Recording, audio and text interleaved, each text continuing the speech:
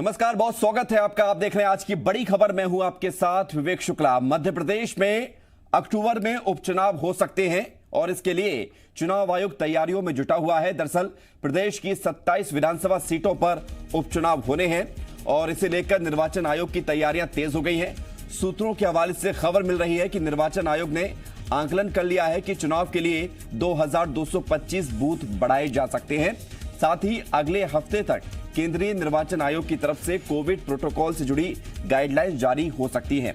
जानकारी के मुताबिक 25 अगस्त से रिटर्निंग ऑफिसर और एआरओ की ट्रेनिंग शुरू हो सकती है और खबरों के मुताबिक निर्वाचन आयोग ने 18 जिलों के कलेक्टर से उनकी तैयारी के संबंध में जानकारी मांगी थी, जिस पर सभी ने अपनी तरफ से सहमति दे दी है। उधर चुनाव आयोग की सक्रियता को देखते हुए बीजेपी और कांग्रेस के साथ ही तीसरे मोर्चे ने भी सक्रियता बढ़ा दी है।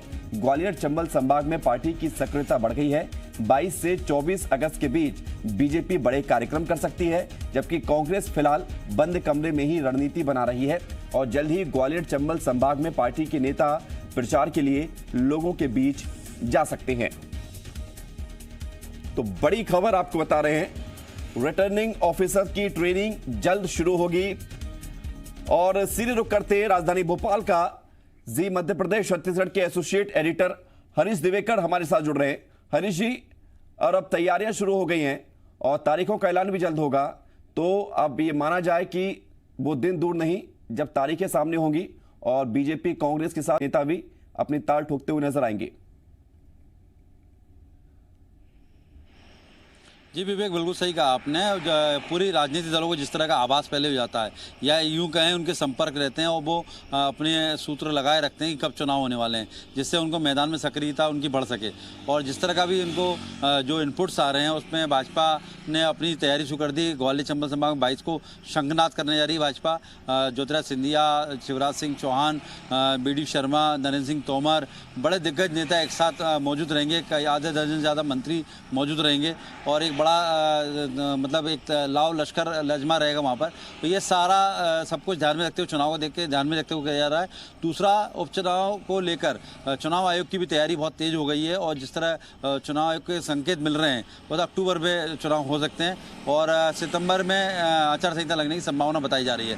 हालांकि ये सारी जानकारी सूत्रों के लाभ से है, पर जिस तरह की तैयारी है 18 जिलों के कलेक्टरों से जानकारी ली गई है और जिस तरह रिटर्निंग अफसर की ट्रेनिंग दी जा रही है, इन सब तैयारी को देखते हुए अंदाजा लगाया जा सकता है कभी भी चुनाव आयोग घोषणा कर सकता है, तारीखों का ऐलान कर सकता है। उसके बाद आचार संहिता लग जाएगी। उसके अलावा आप देखेंगे कि जो कोविड-19 के प्रोटोकॉल को देखते हुए पर उपचुनाव में मतदान बूथ बढ़ा जाएंगे, पोलिंग बूथ बढ़ा जाएंगे और जो अभी संख्या आ रही है 2225 पोलिंग बूथ बढ़ा जाना है। जैसा कि मध्य प्रदेश में टोटल मतदान केंद्र जो है 65,000 के समथिंग है, जो कि एक विधानसभा चुनाव पर 250 से 300 के औसत बैठता है।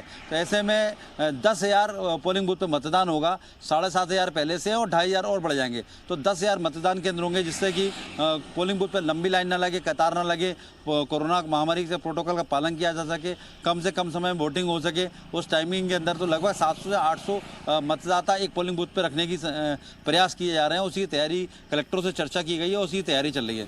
बिल्कुल तैयारी चल रही है और उधर पार्टियों की तैयारी भी शुरू हो गई है। हरीश जी, सरकार बनाने, सरकार बचाने और कोरोना से बचना, ये 3 लक्ष्य होंगे इन चुनावों में देखने को मिलेंगे। चुनाव आयोग की भी परीक्षा है, राजनीतिक दलों की भी तो परीक्षा है ही, और आम जनता को भी कोरोना से बचते हुए अपने मताधिकार का भी इस्तेमाल करना है और प्रदेश में चुनाव में अपनी भूमिका निभानी है। तो तैयारी हर तरफ है हरीश जी। विवेक, सबसे बड़ी आप सही कह रहे तैयारी है, लेकिन सबसे बड़ी चुनौती राजनीतिक दलों के सामने एक निकल के जो आ रही है, जो चर्चा हमारी हो रही है कि मतदाता को कैसे घर से बाहर निकालें, क्योंकि कोरोना महामारी को लेकर मतदाता आम आदमी डरा हुआ है। जो लोग बेखौफ है वो निकल रहे हैं, लेकिन अगर आप बात करें तो 60 से 70% लोग ऐसे हैं जो आज भी घरों में ही रहते हैं, बहुत जरूरी काम होने पर निकलते हैं। ऐसे में मतदाता को कैसे भरोसा दिलाया जाए कि मतदान करने के समय वो कोरोना संक्रमित नहीं होंगे, ये चुनौती है चुनाव आयोग के सामने, ये चुनौती राजनीतिक दलों के सामने।